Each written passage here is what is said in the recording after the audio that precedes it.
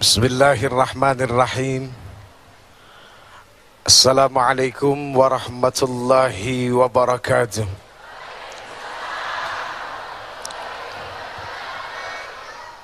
Subhanal malikil quddus, subhanal malikil quddus, subhanal malikil quddus, subhanadzil mulki wal malakut, subhanadzil izzati wal azamati wal haibati wal qudrati was sultan wal kamal wal jamal wal jalal wal kibriyai wal jabarut wala yamutu wala yafutu abada.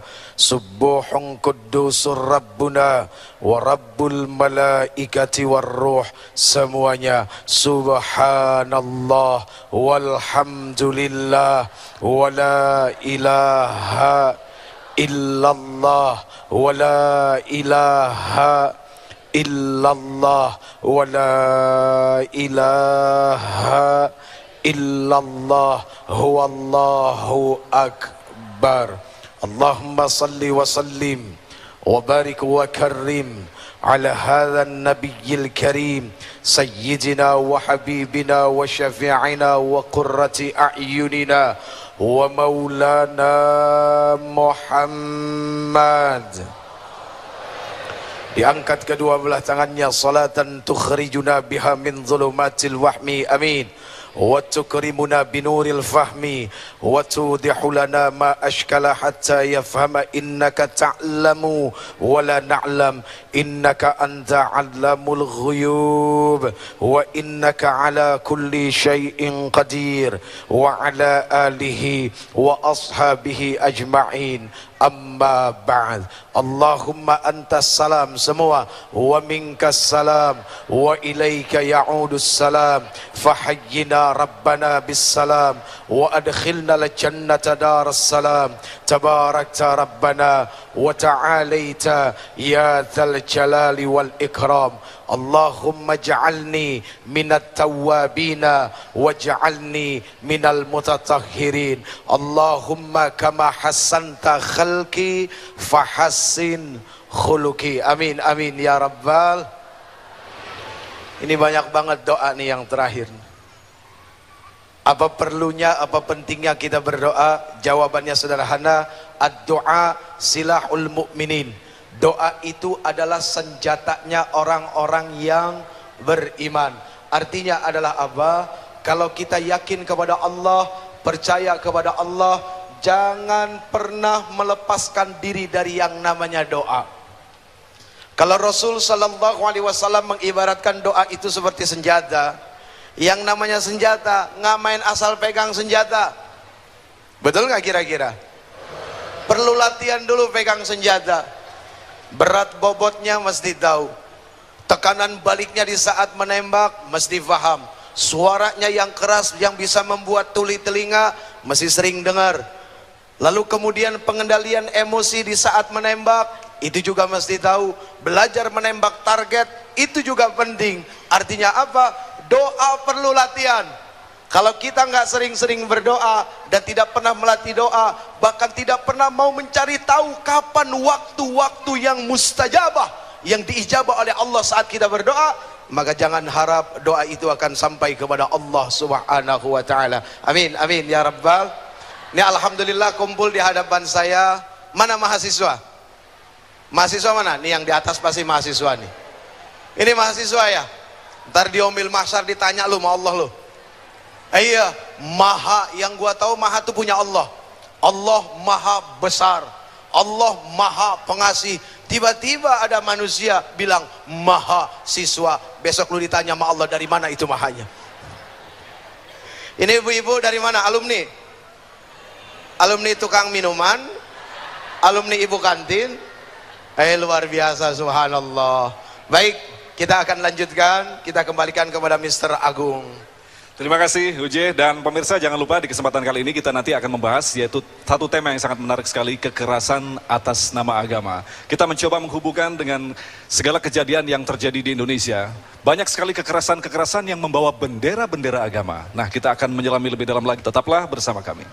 Wajahmu lihat di sana apa rahasia yang tersirat, tapi zahirnya dapat kulihat mesra wajahmu dengan senyuman.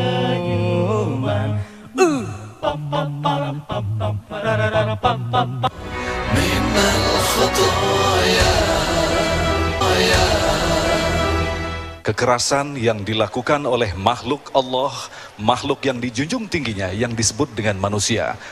Ada sejarah atau catatan sejarah yang telah dicatat dalam Al-Quran, yaitu Al-Baqarah ayat 30, bahwa kekerasan ini sudah diketahui oleh malaikat Allah yang mengajukan pertanyaan, kenapa engkau ya Allah menciptakan manusia atau menciptakan makhluk yang nantinya akan melakukan pengerusakan atau anarkisme di muka bumi ini.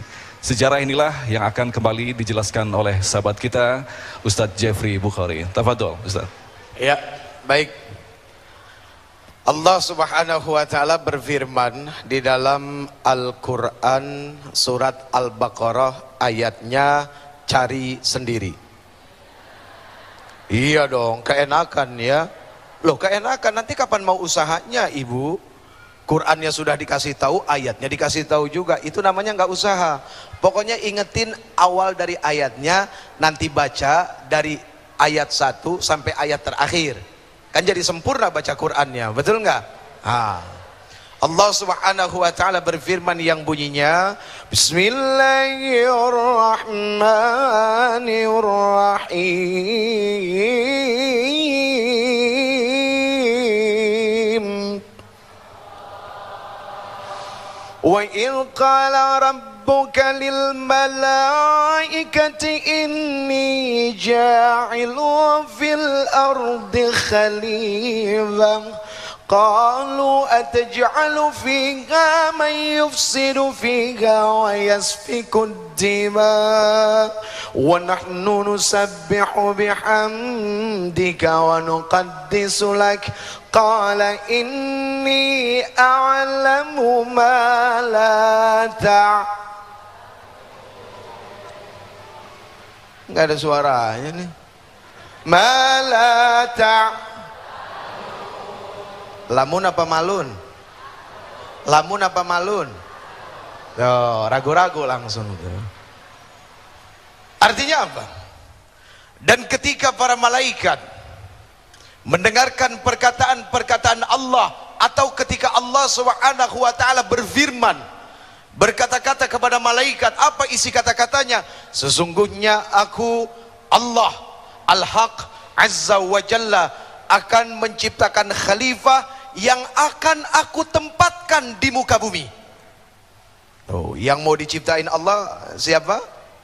Khalifah. Allah nggak sebut manusia, tapi Allah sebut khalifah yang berarti pemimpin. Jadi kalau ngomong soal pemimpin banyak. Tidak harus ngomongin presiden, tidak harus ngomongin wakil presiden, tidak harus ngomongin menteri, tidak harus ngomongin gubernur, terus sampai ke RT. Suami adalah seorang pemimpin dalam rumah tangga, betul nggak? Kemudian ibu-ibu juga pemimpin dalam rumah tangga. Wah, kurang ajar loh, mau nyaingin laki lo di dalam mendidik anak-anaknya. Kemudian pemimpin perusahaan juga adalah pemimpin dalam urusan perekonomian. Pokoknya setiap apapun pemimpin. Bahkan dipertegas dalam hadis Rasul sallallahu alaihi wasallam, kullukum ra'in wa kullukum mas'ulun an ra'iyati. Setiap dari diri kalian adalah pemimpin, dan kalian semua akan dimintai pertanggungjawabannya bagaimana cara kalian memimpin diri kalian. Hati ibaratkan raja. Mana rakyatnya? Akal kita, mata kita, tangan kita, mulut kita, kaki kita, terus sampai ke jelas ayah, itu juga rakyat yang paling susah diatur tuh Pak, betul nggak? Nih ngerti nggak maksudnya? Ngerti lah, udah mahasiswa, apalagi yang di atas nih, gue curiga nih. Jadi ternyata yang Allah katakan adalah khalifah. Kemudian tiba-tiba malaikat mengatakan apa? Ya Allah, kenapa engkau akan ciptakan manusia? Langsung tuh, yang kerjaannya nanti cuma akan membuat kerusakan dan saling menumpahkan darah satu sama lain. Oh, malaikat menjelaskan. Ini tahu dari mana malaikat? Manusia belum diciptain, tiba-tiba malaikat bisa ngejawab. Kalau mereka, yang namanya si Jeffrey manusia apa bukan? Siapa tadi namanya? Kurang ajar bener-bener.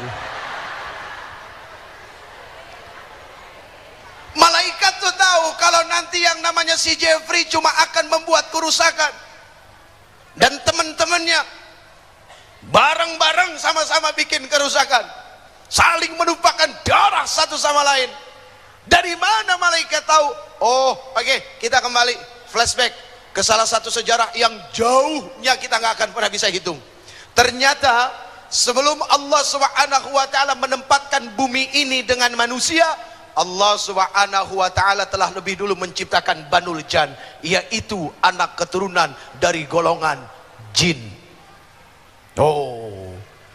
Jadi ternyata sebelum kita ada jin, Pak. Dasarnya mana? Oh, dasarnya jelas, wa ma khalaqtul jinna wal insa illa liya'budun. Dan tidaklah aku ciptakan jin dan manusia kecuali untuk beribadah. Lihat penempatan kata. Ketika Allah Subhanahu wa taala memfirmankan sesuatu, penempatan kata itu menjadi pokok utama dalam pembahasan.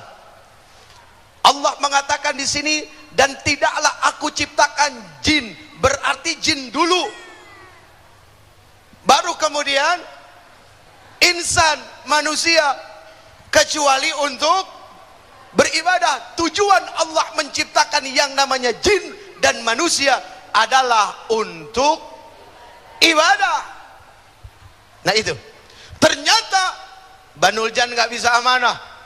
Mereka membuat kerusakan, saling bertempur satu sama lain. Akhirnya Allah Subhanahu wa taala perintahkan kepada bala tentara malaikat untuk bertempur dengan jin. Ini ada dalam kitab-kitab klasik, Pak. Ya. Dalam pertempuran itu, jin ada yang lari ke angkasa, ada yang lari ke dalam tanah, ada yang lari ke lautan. Makanya nggak usah aneh kalau sekali waktu lihat sesuatu yang terbang, alien. No, urusannya jin. Kalau kita kenalnya paling jin tomang, Pak. Ya, betul nggak? Ini Masya Allah. Loh, kok kenapa jin itu bisa memperlakukan dirinya seperti itu? Ada perbedaan materi yang Allah Subhanahu wa taala ciptakan.